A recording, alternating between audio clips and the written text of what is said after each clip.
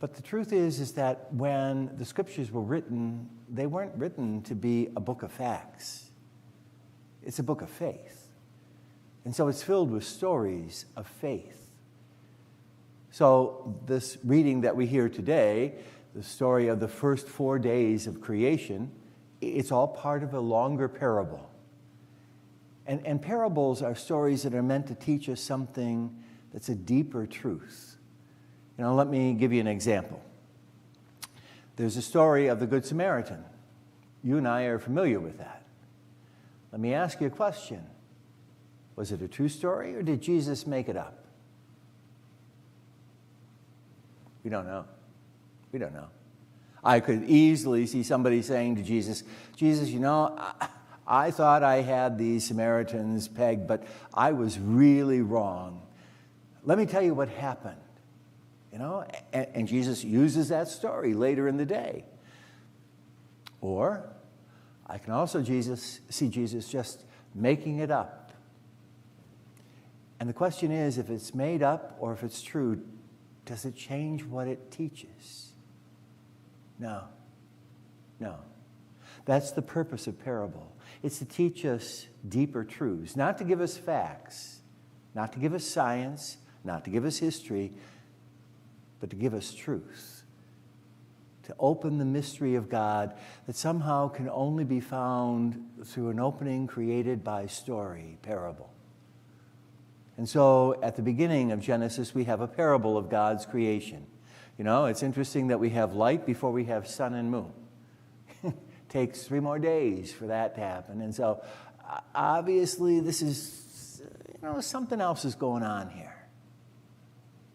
And that's the point, is that it's not how it happened, but it's that God is responsible for it all. This is not an accident. This is divine purpose. This is part of God's unfolding plan, and it will end with the creation of human beings so that God would have someone to love. That's the important part of the story. The other thing is that, is creation good or bad? Sometimes, people will say, well, no, it's not good. This world is not good. And I go, really? I don't think so. But, it's not a question of whether creation itself is good or bad. It's more like asking you, Margaret, is my hand good or bad? I'm going to slap you. Is it good or bad? Oh, it's still good. Okay. It's not that it's good or bad. My hand is neither. It is. It just is. It's how I use it that makes it good or bad. It's the same thing with creation. Is money bad? Yeah, it can be, depending on how I use it. That's always the point. But again, the story is to tell us that God's creation is good. Not perfect, but good. And we know how the story will unfold. God creates these human beings in the divine image, and they don't stay that way very long. They fall into sin. And what comes with sin is sickness and suffering and pain and death. All of those are a result of sin.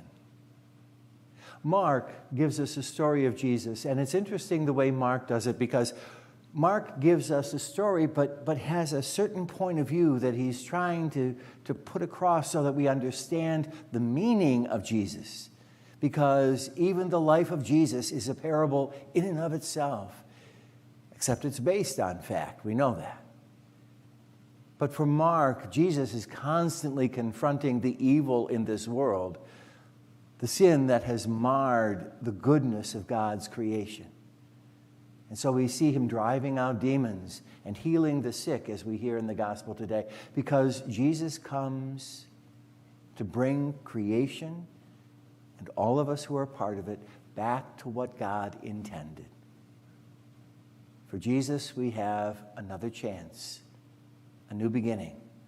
We're not left on our own, but God finally has come down to the earth again, walked with human beings to show us how we are to live in this world. And that's the promise.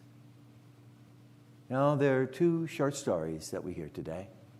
And yet there's so much that the Lord teaches us about him, about us, about this world. There's so much. That's the thing I love about parable.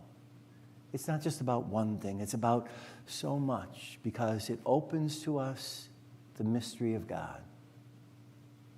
Parable is kind of like a hole in the heavens that help us to see not just God, not just God's hands at work, but the mind and the heart of God as well.